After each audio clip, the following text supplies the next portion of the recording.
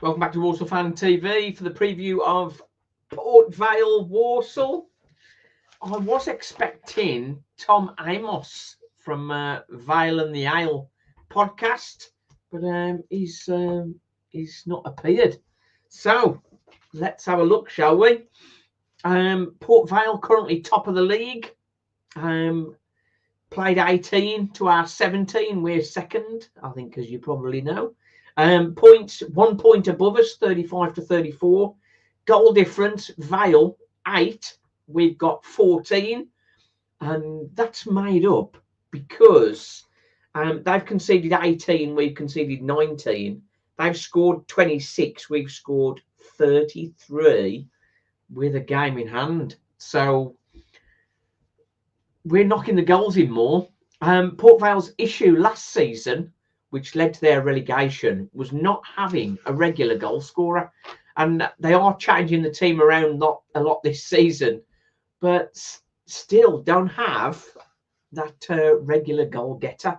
We thought when Jaden Stockley joined them that he would be the man. But with 4 goals, 3 assists, he's perhaps lagging from where perhaps they would have expected him to. Chislett has stepped in with 4 and 1 assist, but a little bit disappointing on the goals scored front. But they are top of the league and doing very well. Last 5 games, won 2, drawn 2, lost 1. The loss was away to Gillingham. They did beat Morecambe away, which is good. The home win 3-2 Wimbledon, that is the one I wanted to talk to you about, because obviously Wimbledon, very good team, and they've got a good defensive unit, Port Vale, but conceding 2 goals at home to Wimbledon. They did come through it 3-2, but that would have been interesting discussion on there. Before the start of the season, I did speak to Andy from Ale and the Vale, and he wasn't completely won over by Darren Moore. I think similar to Matt Sadler, really. I think we were probably in a similar mindset leading into the start of the season. And I think, are we convinced with Matt Sadler now? I think most are. Are they convinced with Darren Moore? With them sitting top of the league, you would hope so. But for a team that's leading the division, do you want them to have more possession? Walsall get by with not dominating possession.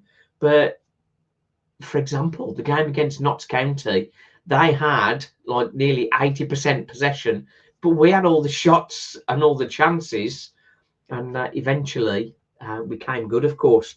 But the last home match was against Crewe, and it was only a 94th minute equaliser that spared the blushes and got them a point. Bit like us with Bromley, I guess. And that's teams at the top, teams that get promoted are the teams that get that point when all seems lost. So that's a difficult one. But just looking at the stats against Crewe, they only had 34% possession. Only had 1 shot on target to Crewe's 6. And total shots, they had 9 to Crewe's 24. So big thanks there to Ripley, their keeper. 5 good saves is what kept him in it. So beating him is going to be our challenge, I think. Nathan Lowe, he's in good form for Walsall. 9 in the league, 4 assists. And being a Stoke boy, he would love to put one over on Port Vale, I am sure. Tyler Allen got his 4th goal with his cheeky corner routine. Jamil Matt on 5. So we have got goals in our team. As I say, we've scored 7 more goals in 1 fewer game than Vale. So can we get the goals? We've been doing well. Just going to check before we talk about team news. Just want to check into the comments. Evening, Simon from Fallen Maniac. we're going to have to put in a really good performance if we want to beat them. Would be great to go top at Vale Park. Now, that would be very good. We've got a good record against Vale, haven't we? So hopefully we could do that. John Guttridge, hi Simon. I would take a point right now. John, I would too. I think being top of the league sort of invites a whole new level of pressure. So do we want to hit the top of the tree just yet? I was talking to Jack before the game on Saturday, and he was saying he go top with 5 games to go would be perfect. So yeah, I'd go for that. 99 Wizman, hi Simon. As a Vale fan, we definitely due a good result against you after recent results, but considering what's at stake, it wouldn't surprise me if it ended in a draw. Well, Port Vale of late, 2 draws, so it's might be pointing that way. Craig Pitt saying I'd take a draw, but I know the lads are up for this one. They certainly are. And obviously Tommy Simpkin is a Stoke owned player as well, so he's going to be up for it as well. As far as Walsall are concerned, team news, Walsall have a doubt over Jamie Jellis, whether he's going to be fit. Given the fixture congestion and of a normal Christmas period that's coming up, I think not risking Jamie Jellis for this one would be the sensible thing to do. He's a big player for us now. His tenacity and energy around the pitch is huge.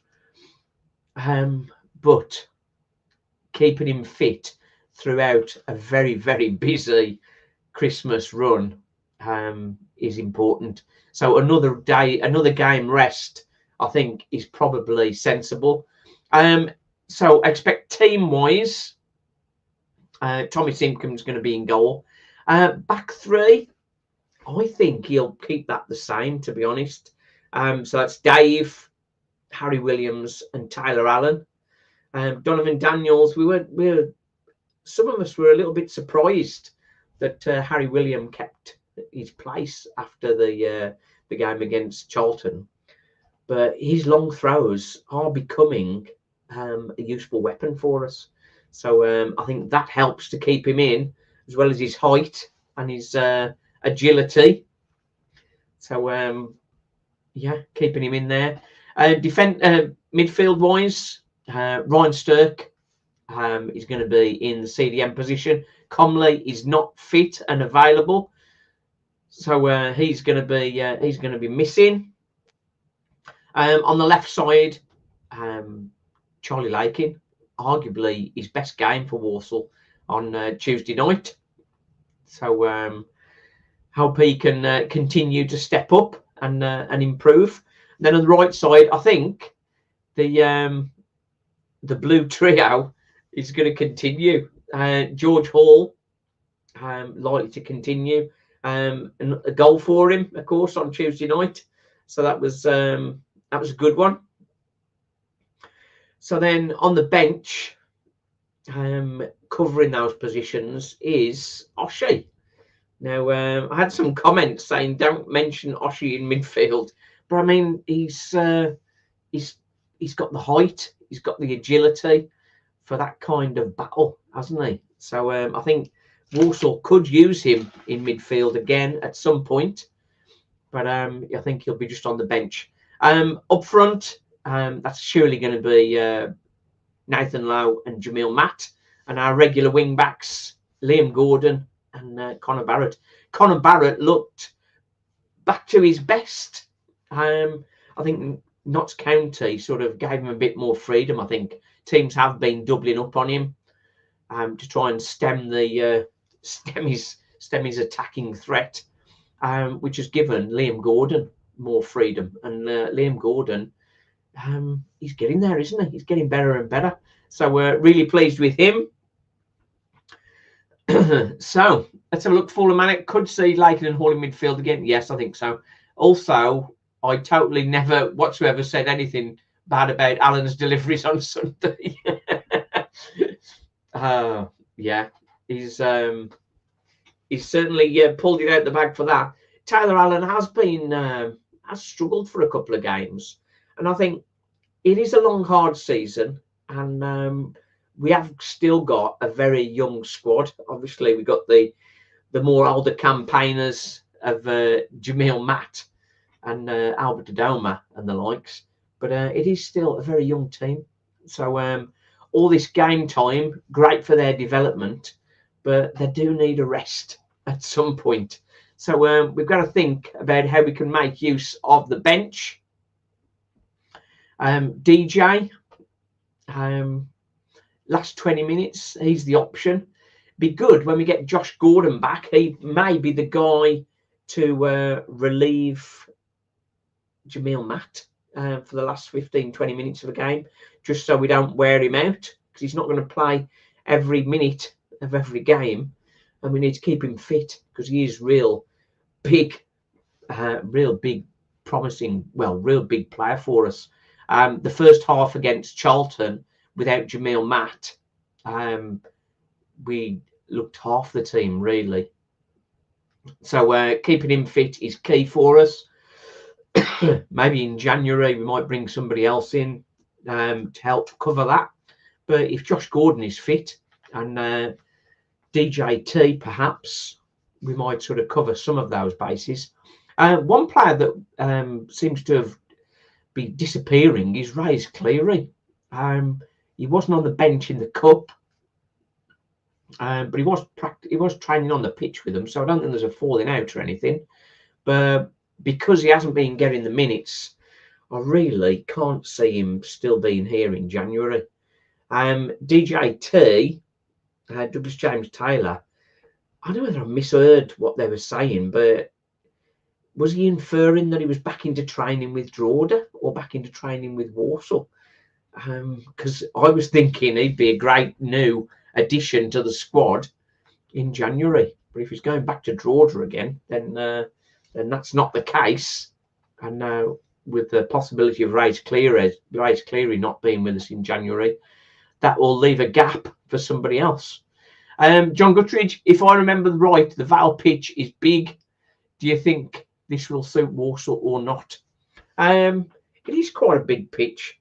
But I think Walsall can pass the ball around, pick out the gaps.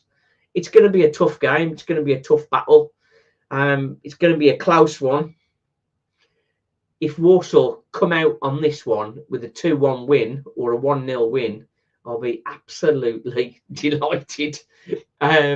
Walsall got nearly 3,000 fans going, so it's going to be a right old great atmosphere, and that's the kind of games we want to play in, isn't it? Great atmosphere, singing, chants all the way through. So I'm looking forward to that. Me and Stephen are going to be there. We've got our tickets, so hopefully see you there. Hi Simon, do Port Vale play the way which plays into our hands? I think actually, showing Meditator, yeah, they do. They're not so much a hump it.